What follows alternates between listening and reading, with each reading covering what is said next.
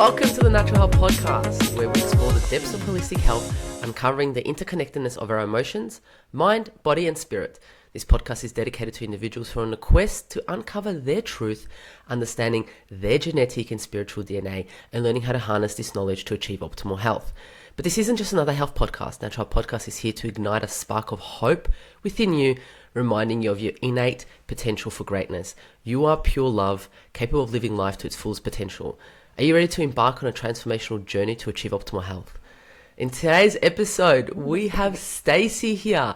Stacey is a doctor of natural medicine who specializes in body, physiotherapy, psychotherapy, psychedelics, and helping people feel alive. Welcome back, Stacey. Thank you, Mihaela. It's so funny when you were reading the introduction, I was like, yes to all of that. I am ready. You are ready. Oh my gosh, it's been what, I think 2 years since the last time you were on here. We did an episode on the use of ancient medicine techniques for peak health. That was amazing, and that was back in June 2020. Can you believe it? Wow, time. June 2020 is 4 years ago, not 2 years ago. 2022. Oh, okay. Okay. I was like, yes, my maths isn't that great. We're all in a time warp because of COVID and like everything, but I mean, time doesn't exist. Exactly. What is time? What is this thing? No, I love that. And then today we're going to be talking about, I'm so excited, we're going to be talking about such amazing things. The topic is healing beyond words, uncovering our stories through symbols, psychedelics, somatics, arts and sounds. Like, what an amazing topic. Yes. The audience is just going to be mind blown. But before we go there, what have you been up to for the last 2 years? And I remember last time I spoke to you, you were going to Dubrovnik, or you were in Dubrovnik in Croatia, living the life. Yes. Well, I've now gone back to Dubrovnik many times and traveled, keep traveling because that's what brings me inspiration. And actually what I have been working on is this project that we'll talk about in a few minutes, but basically it's I always say it's kind of the culmination of all my life's work into this healing process and project. It's like, how you get to certain points in your life and only looking back do you realize that you've always been on that path. Like, this is where I am right now. I'm like, oh, right. My whole life has led me here. So that's what I've been like. The manifestation of that whole life path is happening in the last 2 years. Yeah, that's absolutely amazing. So does travel ignite a spark for you? Oh, yes, for sure. I think, I remember the first place far away from home that I ever traveled in my early 20s was India. And I was born That's and raised. That's definitely a cool space to go to first. Wow. Yeah.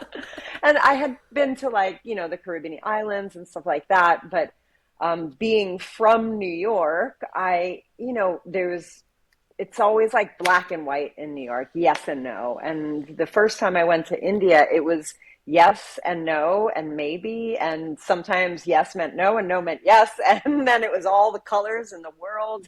And it was, for me, like the manifestation of unlimited possibility in a location. Wow. And so to answer your question, travel usually does spark some level of inspiration, and also just seeing things in new places and from new perspectives and understanding different ways of being. I think, even just in a healing journey, that's really, really important, right? Because we're used to thinking and acting and feeling in certain patterned ways. And so if we could just shift slightly off, to the side, or maybe shift, 180 degrees, that's really part of the healing process. So I think travel in that way, for me anyway, mimics that. Like, oh, wait, why do you guys do this way? Oh, what is this about? And that kind of helps for me. Yeah, I think it does something to our brain, because it's like we hear a different language, we taste different food, we see different people, different values, and it's just like our brain just goes, whoa, this is not what we're used to. What is this? Exactly. It's like travel is like the neuroplasticity of human movement. Oh my gosh, Stacey, after this episode, I'm going to go book myself a trip. What have you done? Excellent. I have done my job. I'm on my way to heal my trouble. I love that. So is there anything that pops into your head that you've been to a place and it really just like blew your mind? Like you're like, this was a place that I just healed at. I think there are many places that have done that in their own particular way. I think one of the places that just came to mind was Arizona. And Arizona is the first time I met one of the people who became one of my teachers. And we did this beautiful hike into this area in the Red Rock, into this area called the Birthing Caves. And I had an experience in the Birthing Caves that, for me, I was able to see a pattern that had been longstanding in my life so clearly. And I think in that, it was just a few days that I was there, but in those few days, I think I probably got, 10 years of therapy. I put it in quotes because it wasn't therapy, but like I healed the equivalent of, possibly 10 years of therapy in that one weekend. So that is one of mind blown, kind of deep healing, beautiful travel moment for me. Yeah, wow, that sounds magical. Arizona, Yeah. huh? The place Yeah. to Yeah. go. Oh, yes. Yeah. What about it was it the scenery? Was it the sound around it? Was it the people you were Yeah. with? Was it just what was it that just Yeah. ignited that? Yeah. Well, when I had I went to see this woman, like I said, who wound up becoming my teacher, and I apprenticed with her for about 7 or 8 years. And I had initially gone to see her to have some healing for myself. I don't mind sharing here, but it is personal, but I don't mind sharing that. Like I had gone to see her because I was 31. I was pregnant and I decided to end the pregnancy. And so at 31, that's a time where, it's a reasonable age to have a child, and I made the decision to not do it, which, even though it was my decision, is still pretty painful to do, and still pretty traumatic. I mean, physically, I think so, yes, and also spiritually and emotionally. And 100%. so, anyway, I had gone to see her because I was seeking healing, or at least clarity on, what led me to where I found myself. And so I went to see her to do my first ceremonial psychedelic experience. And that's when we kind of went on the hike and went into the birthing caves, which again, I didn't know this is Wow. where we were going, it just, and this is, where we went. And it was like, we went into the womb of the cave. And in that womb of the cave, I was able to be held and to, kind of release, the grief that I was feeling and the pain that I was feeling. And not just from, that moment of having an abortion, but all of the patterns that led me to being pregnant and deciding to have the abortion. And so, again, for me, that was it's a place that has a profound significance to me on so many levels. Yeah. Yeah, thank you so much for sharing that with us. I Yeah. appreciate your vulnerability and your openness. And I think a Yeah. lot of people can connect to that because they've Yeah. had to make decisions in their life, if it is to do exactly what you did, or if it's something similar, in their early Yeah. 30s with when life's like, oh my gosh, what the fuck am I doing? Right. Right. So Right. yeah, and it's beautiful that you actually ended up going to a birthing cave. Like that is That is insane. And then you got Yes. held by Mother Nature. You got held by Mother Nature because, Yeah. yeah, oh my gosh, I was getting goosebumps when you were telling me that. Yeah. Yeah. And I also just want to make a point about that. Something you said just resonated, is the whether or not someone has an abortion, but I think we all come into moments where we have to make a decision, and we know, or I mean, sometimes we don't know the right decision, but sometimes it's clear what we should be doing, but it doesn't mean it's any less painful to make that decision. Somebody once said to me that the hardest no's are the ones closest to yes. And I think that's very significant. So anyway, I share that to say it doesn't have to be just in something that like, abortion or something like that, but we're all faced with those decisions. And, even sometimes when they're the right decisions, they're still painful and hard to make. Yeah, 100%. The universe is like, you're going to go that way. And you're like, I don't want to. And it's like, you're going that way. You're No. going. And I'm going to make you go there. And you're going to be painful. It's going to be painful. It's going to hurt. But you're doing it. Exactly. All right, let me put on my crash helmet. Literally, whole suit, not just a helmet. Exactly. Yeah. Oh, that is hilarious. Well, thanks for Yeah. sharing that with us, Stacey. Yeah. So tell us a little bit about this project that you've been working Yeah. on. Enlighten us. Yes. So this project, I'm calling it Ritual Immersion. And so basically, it's a process of exploring our internal symbolic language, doing a psychedelic session to go deeper into that symbolic language, and then using the body to express that story, to express that language through movement, not just with words. And then what that does is, for in my own personal experience and in terms of the people that I worked with, it allows people to express their story in a way that in some way it just gives you a different perspective, like we were talking about earlier, where if I'm sitting in a chair and I'm talking about what happened to me, and I'm kind of going through it again, and I'm feeling the emotions again, and there's a level of healing that can come of that.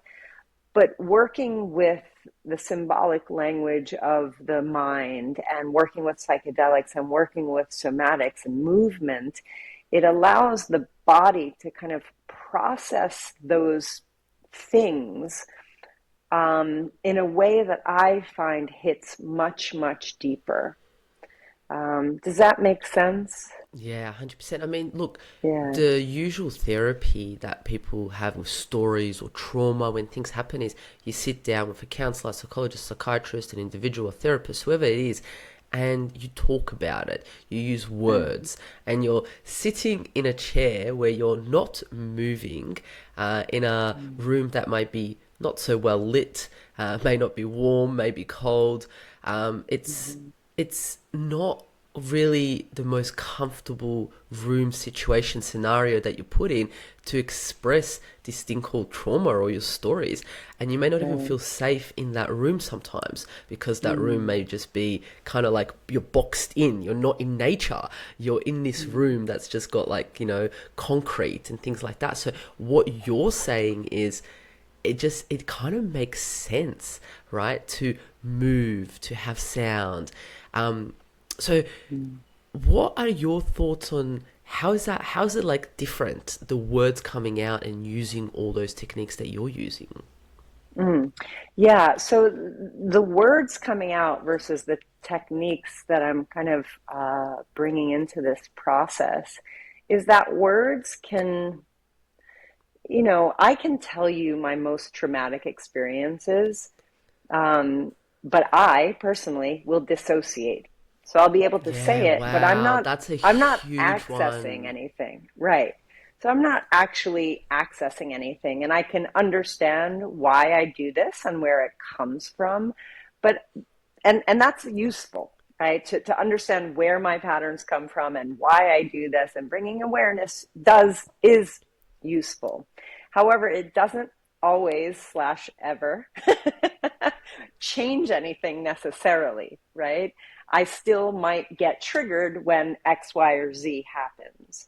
So by creating a space where the emotions can be expressed through the symbolic language, where we can go deep into whatever experience needs to be revealed in the psychedelic experience, to use the body to express whatever it is, whether it's anger or sadness or joy or whatever it is, that allows the body to that creates flexibility in the system, right? So then we don't always have to go this particular way of reaction. We can be like, okay, I've expressed the anger that's inside of me. Now that is changing in some way the way information is being processed in my body, and therefore the way I think, feel, and ultimately behave.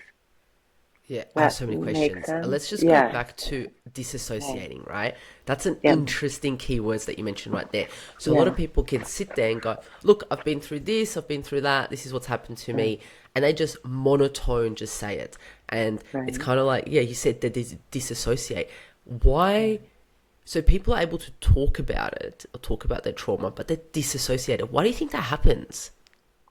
Oh, well, that's just a protective mechanism. Yeah, That's just the body's way of, in essence, preventing you from going into the pain of whatever that emotion is or emotions are. So it's actually yeah, a beautiful strategy to not do that because, most likely whatever caused you to dissociate from in the first place was too overwhelming for your system to handle.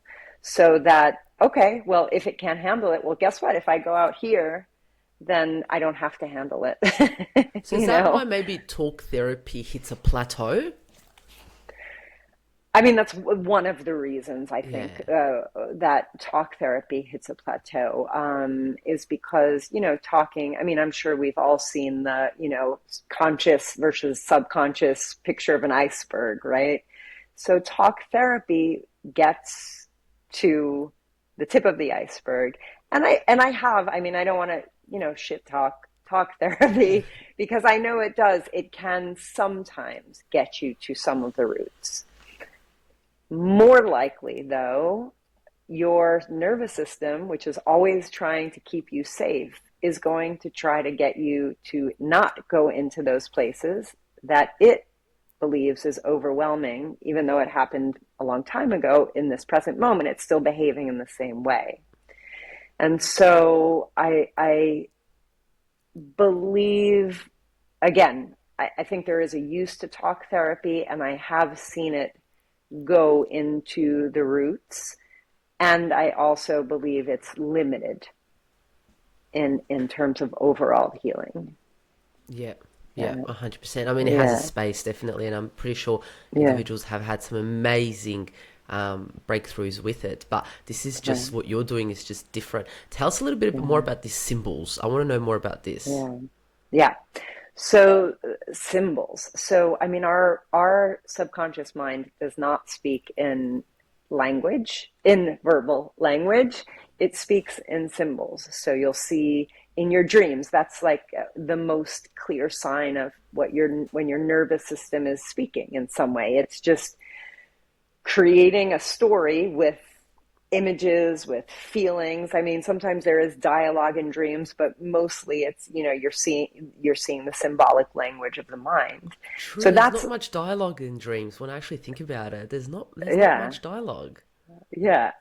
Yeah, So the subconscious mind is always working like that. So in waking life, the symbols are sometimes just, they could be felt sensations that connect to memories, that connect to ideas or places. So, when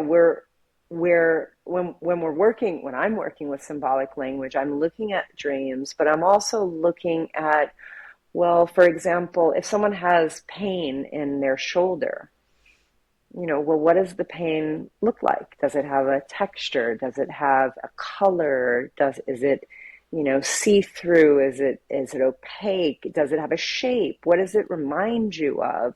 Is there a memory attached to it, or is there an object attached to it? And so in this way, we start understanding the internal narrative, but not through words, through imagery and also memory.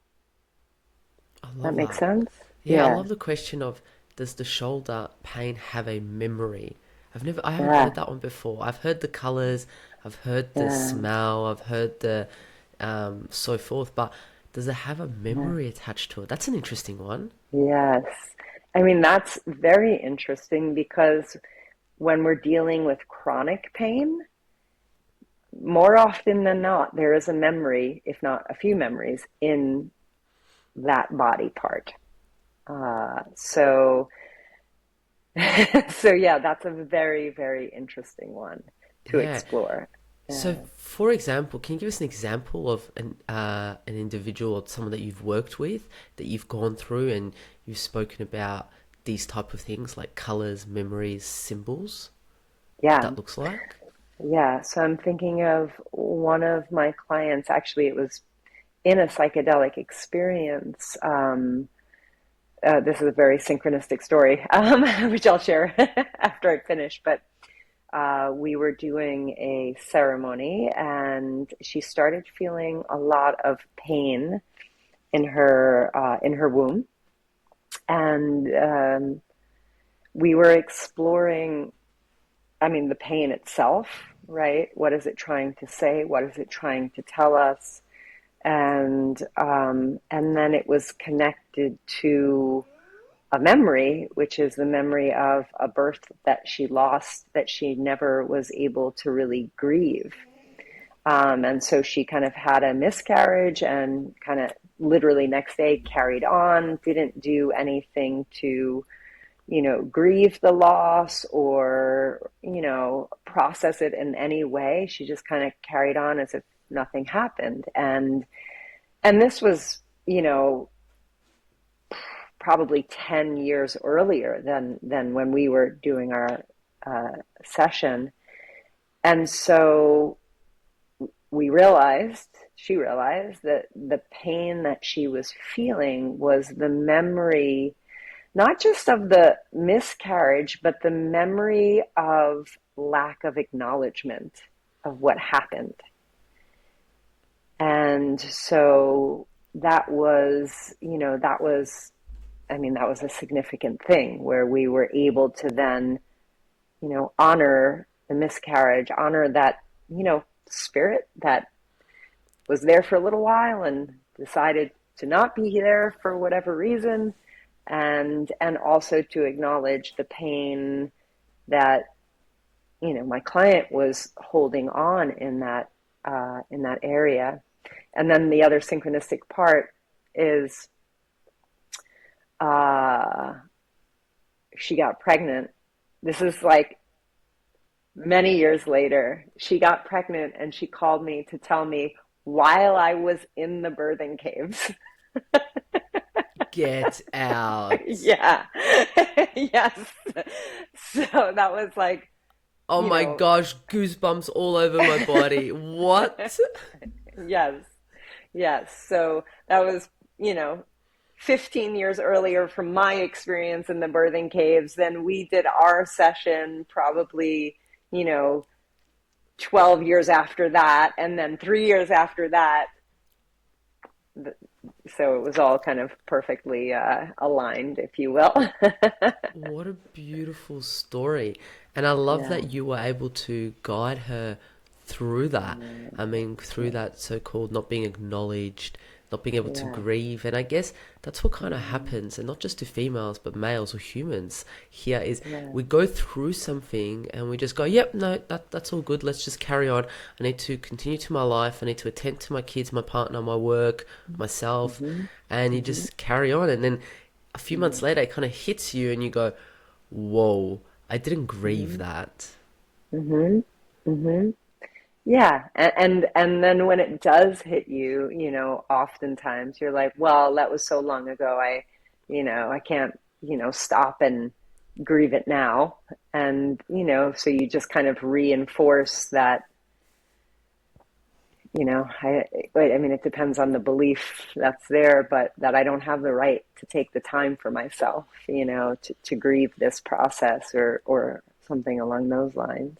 Yeah. Yeah, I felt that when you said that. I was just like, wow, Yeah. that's some heavy stuff because like you said, a lot Yeah. of people wouldn't be like, you know what, I'm just gonna put that in my calendar, grieve my stuff. Like you don't have time. Like we are Right, so right, busy. Like people have got right, work, people got commitments, but if right. we don't deal with our shit, literally, it's just Yeah. gonna continue Show up. growing. It's gonna show It's gonna up. show It up. it's gonna mess with us. If Yeah, we're like trying to be really good at business, it's gonna come up. If we're trying to be really good in relationships, it's gonna come up. If we're trying to be a good yeah, person, it's gonna come up.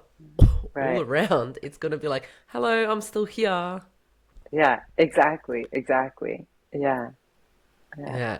So tell us a little bit more about psychedelics. And yeah. so do you use them through every ceremony? Do you not use them? Like, what is the difference? What's the benefits? What are the potential limitations of using them, Yeah, not using them? Give us a little bit of an yeah, insight, Stacey. yeah. So when I work with people, I don't always work with psychedelics with people. It's just those who are called to work with them.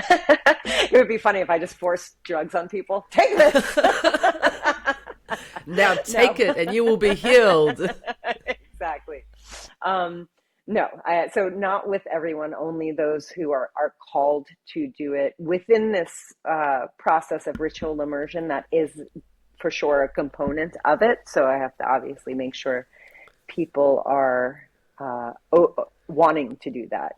But in terms of psychedelics, what I've found, psychedelics, I think Gabor Mate has said that psychedelics are like therapy on steroids, and I definitely believe that to be true. That they're going to show you what's there, right? So when you go into a psychedelic experience, when I am working with people in a psychedelic experience, we prior to it, we make sure that we have a sense of safety and connection, so that the person's nervous system knows that it's safe here. It can feel and go to whatever place it needs to during the session. We also make very clear intentions. So the idea with intention setting, I mean, overall, I think it's probably good for people to set intentions, especially with healing work, but especially with psychedelics, because we want to be able to understand, like, or make sense of the psychedelic experience. So if we go into a psychedelic with a clear intention, we never know what's going to happen in a psychedelic experience. But if we trust the process and we trust that whatever the medicine is showing, the medicine and the person's innate healing is showing whatever needs to be shown at that time, then when we come out of the psychedelic experience, we can connect it back to the intention. Okay, so if the intention was, I want to, feel more connected to people, and then I go into a psychedelic experience, as an example, and I feel tremendous fear, then again, this is just off the top of my head, I might say that, oh, maybe there was a fear that was in the way of allowing people to get close. Maybe you're scared of vulnerability or scared of whatever it was. Again, I'm just kind of off the top of my head Yeah. here, but it's very important in my experience to make clear intentions before going in, then having the experience, and then after having the experience, mapping out real, tangible ways to make manifest whatever the lessons were from ceremony. So again, we could go into a psychedelic session and have a an amazing experience where we connect with God and all that stuff, and feel our heart opening, and then we go into our day-to-day life, and within 3 weeks we're kind of back to where we were. So we want to make sure we have a plan mapped out after ceremony, so that we keep those pathways of our systems open and getting stronger in relation to whatever our intention was. Yeah. Yeah. It sounds like it's organized and it's planned and there's intention there, like you said. It's not Yeah. just, oh, I'm just going to take that. We'll see where it goes, what happens, and then that's it. Yeah. Yeah. I mean, some people do that. Yeah, yeah. But if you're using them recreationally, yeah, you're Yeah. just like, I'm gonna take this. I prefer, when I was younger, I did, lots of drugs recreationally. And now, as I'm older, like I have, you know, for me, more, you know, honor, let's say, of them. Yeah. That's not to say if you're using them recreationally, you're not honoring them. It's just how I feel about it. But that, like, I want to honor the medicine because it's taught me so much, and it's shown me so much, and it's connected me back to me so much that, to me, I have this, level of like gratitude for it, and I want to, be respectful of it. Which is why, the clear intentions and the, mapping it out afterwards. And that all being said, in ceremony, like, you don't know what the fuck is going to go down. I was gonna you say you know? have absolutely no idea, and I guess that's the biggest Yeah, fear or thought for people, being like, I don't yeah, know what's gonna happen. Like, what's gonna? yeah, Am I like, yeah, wow, like what's gonna happen? Am I gonna yeah, talk to frogs, aliens, lizards, God? Am I gonna turn into one of them? Like, yeah, yeah. And the same thing for me. Like, I've been facilitating, sessions and ceremonies for, 17, 18 years. So I've done it quite a lot, and I still don't know what it, because every person is unique and every yeah, ceremony is unique. So it doesn't matter how many times this person or that person has sat in ceremony, each experience will have their own flavor to it. And so I always go in with what I call respectful trepidation, where it's like, okay, we're doing this. And also, oh shit, what are we doing? But I mean, I say that in jest, but there is that, okay, I don't know what's going to come of it in that way. What I can say though is whatever does come of it is welcome, and there's safety. And even if the emotions are quote unquote big, there's still a container to hold them. So, what I do is, hold that container, trust the process, um, support people as they need support. And then again, trusting the process of the medicine and the person's own innate healing wisdom to do the work, yeah. really. And Yeah. that all goes back to what you said earlier, is if you're called to do the medicine. And I Yeah. think that's an important line that you said. You said if you're being called to do it. And if you're being Yeah. called to do it, I guess you will be shown what you're supposed to be shown, and you will experience exactly what you're supposed to experience in that Yeah. moment. Yes, exactly. And the interesting part too is sometimes people they don't want to accept what it is that they've been shown. Yeah, wow. Oh my And so, gosh. yeah, so that's part of the process, and part of the work, before and after, is to um, help a person connect with, like, actually what was shown and how is it connected to the intention, even if it doesn't look the way you think or you wanted it to look like. What is outside of that, like, what did it show you, and how do we make meaning of that for you? Yeah, Yeah, because it's kind of like, yeah, oh, I didn't really want to see that. I wanted to see something else. I wanted to experience something else. Why did this come up? exactly. So so from your so many years experience, like you said, why would people go to ceremony? Like, is it just to better themselves? Is it to heal from trauma? Is it just to experience something new? Yeah, I mean, all of the above. Sometimes it's like people who just, want to connect to something larger than themselves. Sometimes it's Yeah. people who, want to connect to nature. Sometimes it's people who want to feel alive. Sometimes it's people who are going deep into, childhood trauma or just trauma in general.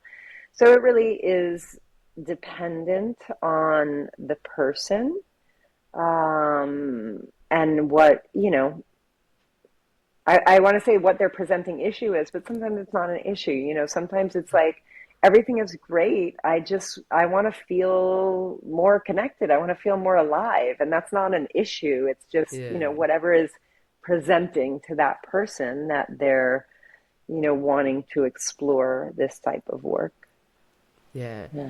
And I mean, the outcomes that individuals get, are they instant, or do you get like phone calls like a year, 2 years later, and they're like, oh my gosh? Oh, both for Yeah. sure. I mean, with depending on what kind of plant medicine, like there's usually windows of time where you're kind of still in that magical bubble, Yeah. and you know, so I would often expect, uh, or not expect, but I often get, within a week or something, oh my God, this is amazing, and la la la. But even, years later, I get calls around like how that work has affected them in the long term and affected their family, and other people can see it in them and the changes they've made in life. And I mean, I'm still, integrating or realizing things about ceremonies that I've sat in, Yeah. from 10 years ago. I'm like, oh, now that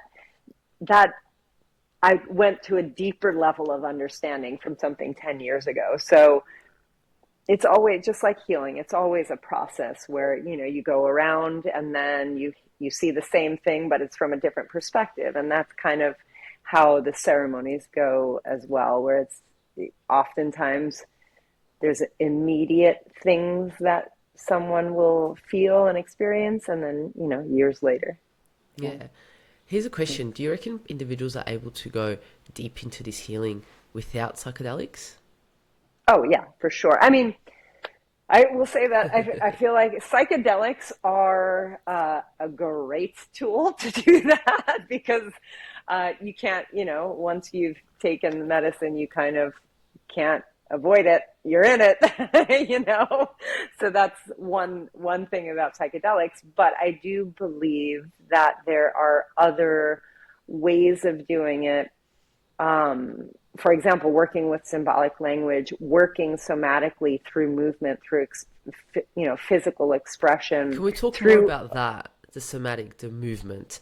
Tell me yeah, more about that. How, like, yeah, because individuals will be like, how am I going to heal my trauma or my stories by movement? It just, to some people, it just doesn't make yeah, sense. Can you go a bit deeper, Stacey? yeah, for sure. So, how much time do we have? I So, know, right? Oh my God. I got so many questions. I'm like, blah, blah, blah, blah, blah. yeah.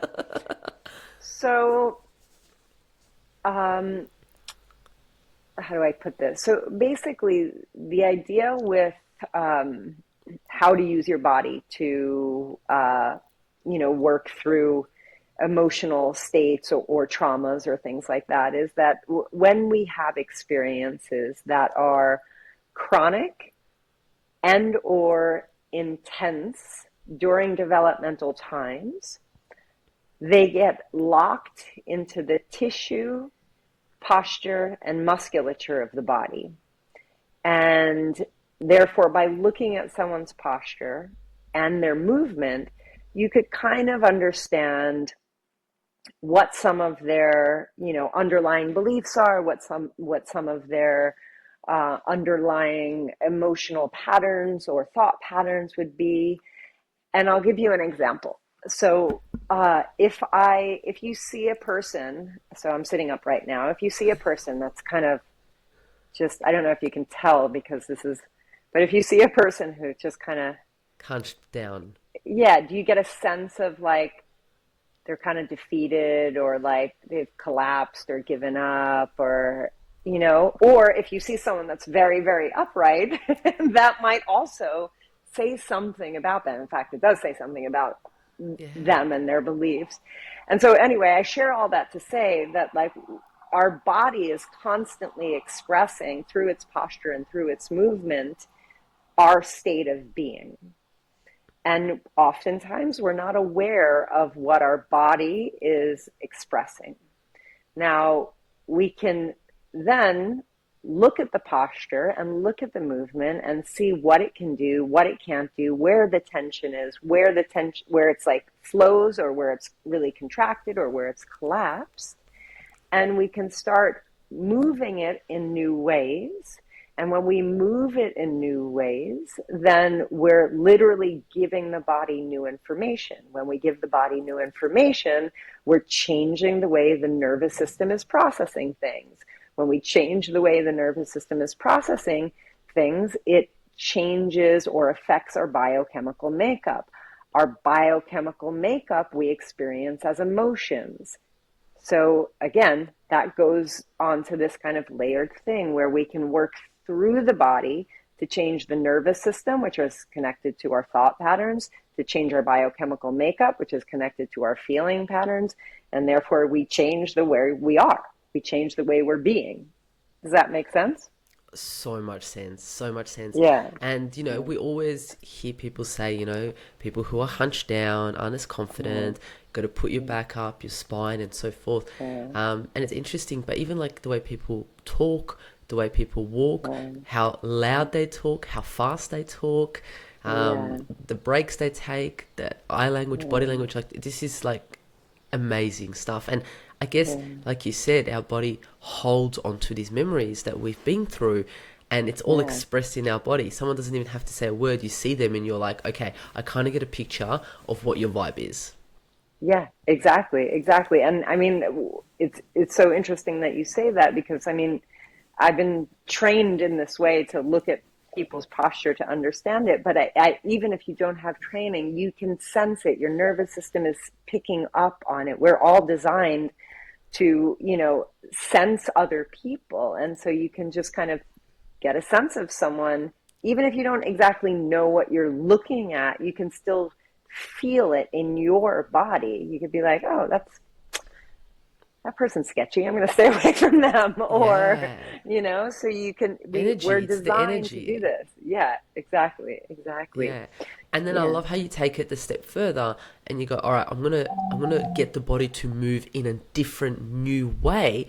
So it's able Yeah. to, I guess, pick up this new blueprint of who it should be or is going to be. So it's able to release what it has. Like that's mind blowing. Yeah. Yeah. Yeah. Yeah. So the interesting about that, have you ever heard of a thing called character armor? No. Oh my gosh, Okay. tell So, me. so character armor basically is the idea is that again, when we have chronic and or intense experiences during developmental times, our body will armor itself in particular ways to protect us. And so we have armor, right? So we have this protective armor, and then we don't necessarily want to just, if people are hunched over, we don't necessarily want to like be like, okay, pull the shoulders back because they're hunched over because they're probably protecting their heart, right? Like Yeah. that's, you're closing this way, so you're protecting your heart in some way. Or sometimes if you're collapsed in your belly, that like has to do with your sense of power and will. So if you're collapsed, maybe there's an issue around being able to like sense your own power and drive and motivation. But anyway, I share that to say that it's not just a matter of um, moving in a new way in that, okay, if I'm collapsed, I'm going to move this way. But it's a matter of giving the message to the heart that it's safe. And if the heart gets the idea, or this area anyway, gets the idea that it's safe, then it will naturally take off a little bit of the armor. Does that make sense? I love that. Naturally, I Yeah, love that. It's not like kind of I'm yeah, going to fake it till I make it. I'm just going to be walking around with all this like right, movement. right, I'm going to make my heart feel safe. And once it's right, safe, it will naturally change. right. Exactly, exactly. So it's a really working to resource the body in new ways so that it gets the message that it doesn't have to do the protecting so much. Yeah. I mean, from everything Yeah. that we've spoken about, a lot of it has to do with making us feel safe, from what I'm hearing, and Hmm. making our body feel safe, our inner Hmm. child feel safe, our Hmm. stories feel safe. Hmm. And then once Hmm. it's safe, it'll kind of just do its thing. I mean, we are made, we know what to do. Our body, our mind, our soul, our emotions, they know how to heal. And we just have Right. to kind of push it to the direction to it, I guess. Yeah. I mean, that's absolutely right. Our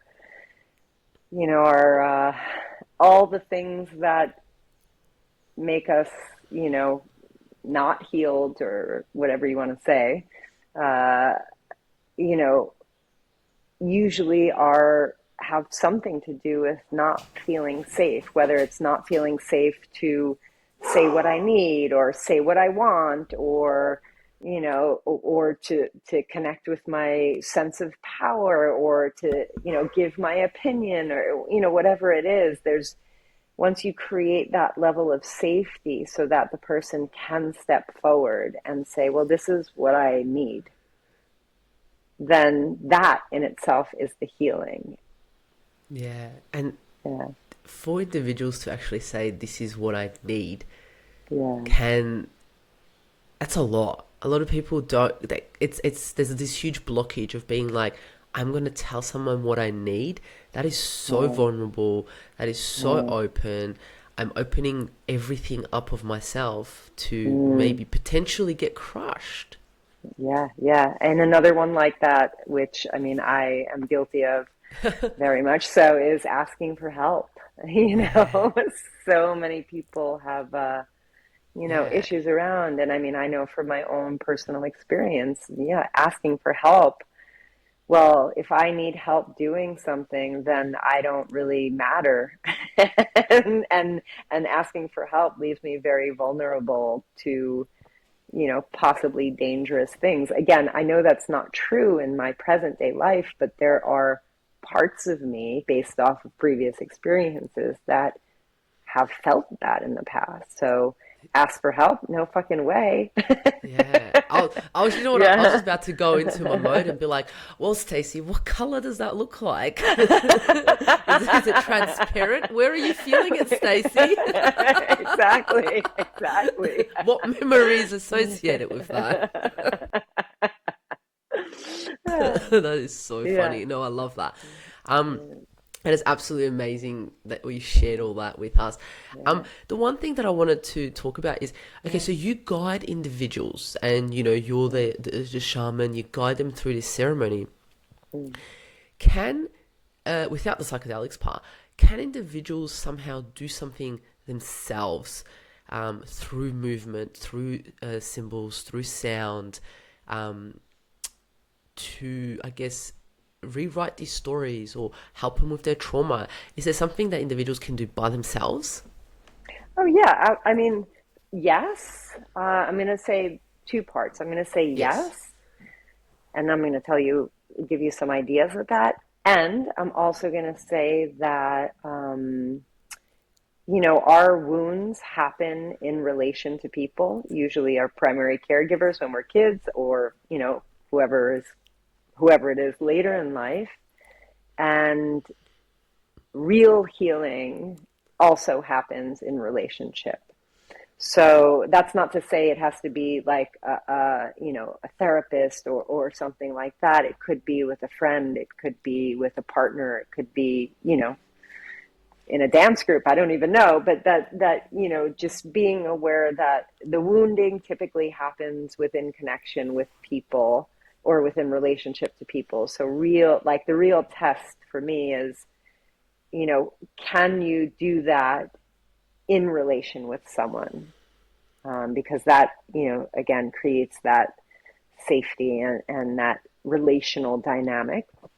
So there's that. But let's take that off the table for a second, and then just in terms of exploring um, symbols and movement. One of the exercises that I like to have people practice, and this actually is just so that they start getting aware of some of where their armoring might be, let's say, is I'll have them just lay on the floor and breathe into different parts of the body.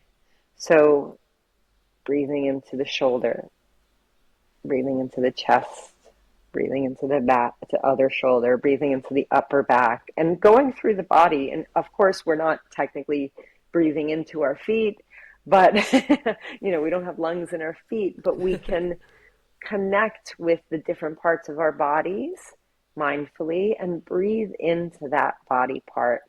And every time I've done this with someone, myself included, you get a sense of where your body is armoring and where your body is flowing more freely.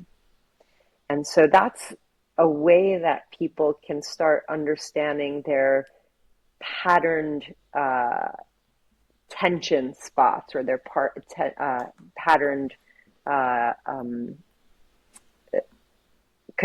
constricted parts, or where the body is not flowing. So that's one way. Again, it's not specifically, you're not moving like that, but you're becoming aware of how your body is holding things, or how your body is collapsing, and to what extent it is. And then with symbols would be similar to what I shared earlier, is just kind of an exploration. If you're anxious, okay, where do I feel anxious in my body? Well, it's in my heart. Okay, what is it? What's the sensation? Okay, it's like, like fuzzy or something. Okay, is there a color? What's the texture like? If that was a thing, an object, what does it look like? And then doing that and seeing what happens when you engage with it in that way. Again, this is not, psychedelic stuff is very, it can be a very profound experience, in that, you're taking a substance, and it's shifting your nervous system, in a pretty big way.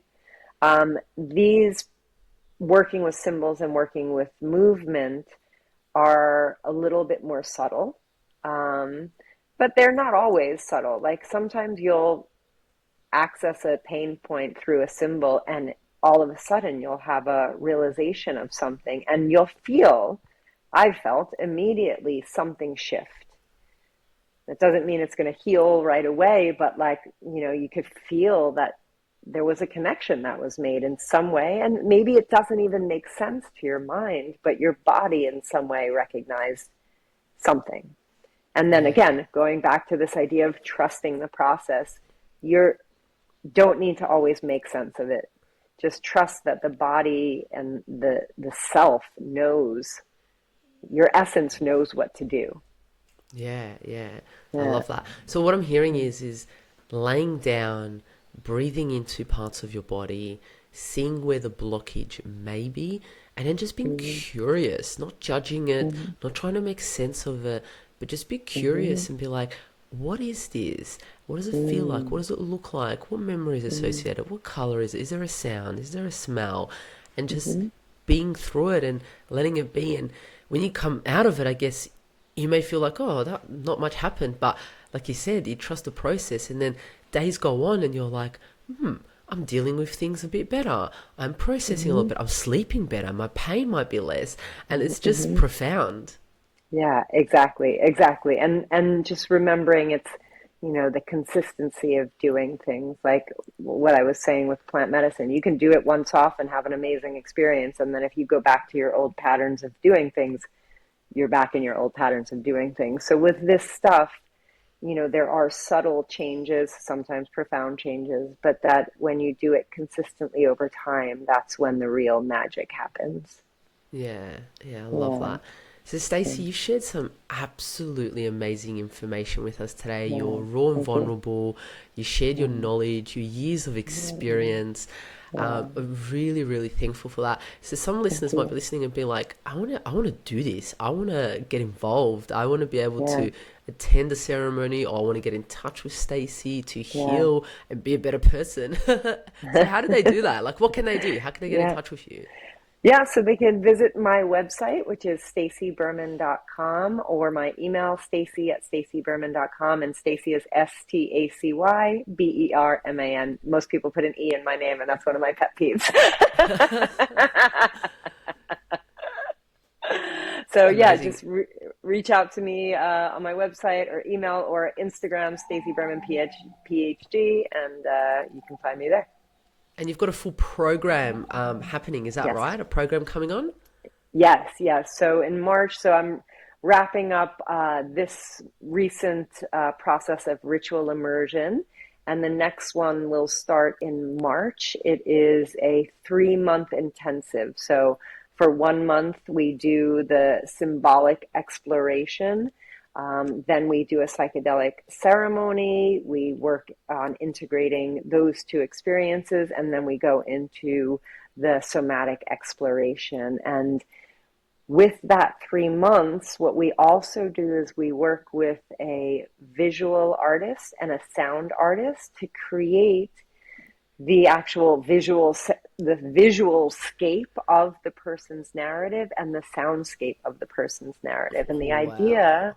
yeah, the idea with that is that, not only is it a beautiful process to explore those inside of yourself, but then to see it, to take that narrative that we're all living in each moment and every day, to create it from inside of us and externalize it and be able to see it and hear it and share it with other people. It's like you're sharing your own ancestral, personal life story in a very unique way. It's like rarely do I even get to see my own beautiful painting of what my life is like, but never do I get to share it with other people and be connected in that way. And so, anyway, sorry, I'm getting all passionate about I this. love it. I love it. But that is starting again in March. So March will be the 3-month intensive of going through that process, with the final product being the experience of seeing the artwork and the movement and the soundscape in one experience. That's so Uh, beautiful. That sounds yeah, absolutely magical. And I love the part that yeah, you're able to share it. I think community, yeah, I remember someone telling me that, we heal within community. yeah, exactly. That's what I was saying before, that our wounds happen in connection, and our healing happens in connection. And so the beauty of that is it's another level of healing when you could be Yeah. vulnerable and share all those parts of you with the people that you love. Yeah, I love that. Yeah, Before we let you go, I'm going to ask you one question. As this yeah, is a natural podcast, what do you yeah, do to keep yourself healthy emotionally, mentally, physically, mentally? What's yeah. something that Stacey does maybe every day, once in a while, that just gets you to be whole? Yeah, I mean, well, there's two things that automatically come to mind. One is I move every single day. Um, just like that is my husband makes fun of me because he's like, he goes to the gym to stay in shape, and that, yes, that's part of it. But I'm like, this is therapy for me. I need to go to the gym to do this, or at least go for a walk. That's one thing. And this one is going to sound so silly and so simple, but it's so impactful, is I make sure to get 8 hours of sleep every day. Like that's one of the most profound healing. I don't even say, it's not even a tool. It's like a necessity. You have this, the heat, your body when it's sleeping is when it's doing the repairing. And so, and not just, again, not just physically, emotionally, psychologically, I would argue spiritually even, Oh my God. that sleep allows the body to process things and rejuvenate I mean, sleep, people. I mean, we could just go for another hour just talking about how sleep can potentially heal all of your trauma. But anyway, we won't go there. We won't open that can of That'll worms. be the next time. No, that's absolutely amazing, Stacey. Thank you so, so much for joining us on That Thank Child you. Podcast. Thank you for joining us on That Child Podcast. And remember, you are pure love, capable of living life to its fullest expression. Content and information provided here is opinion of Mihaela Raguz and is for information purposes only and does not constitute medical advice. It is not intended to provide medical advice or take the place of medical advice or any current treatment you're undertaking. Consult your own medical professionals for any medical issues that you may be having. This entire disclaimer also applies to any guests or contributors to the Natural Health Podcast. It is advised that you consult your doctor or healthcare professional in relation to any health concerns you may be having. Mihaela Raguz does not take responsibility for any health consequences which occur from a person listening, viewing, or reading this content. Under no circumstances shall the Natural Podcast, Mihaela Raguz, any guests or contributors to the Natural Podcast, or any employees, associates, or affiliates of Mihaela Raguz be responsible for damages arising from the information provided on the Natural Podcast. By listening to this podcast, you agree not to use this podcast as medical advice to treat any medical conditions in either yourself or others. Please note, if you're taking prescription, do not stop your medication or start a new protocol, including but not limited to supplements, diet, lifestyle changes without consulting a doctor or healthcare professional. If you or any person has a medical concern, you should consult with your healthcare provider or seek other professional medical advice. Never disregard professional medical advice or delay in seeking it because of something that you have read or heard on the Natural Podcast or in any linked materials. If you think you may have a medical emergency, call your doctor or emergency services immediately. Neither Mihaela Raguz nor the publisher of this content takes responsibility for the possible health consequences of any person or persons reading or listening or following the information in educational content.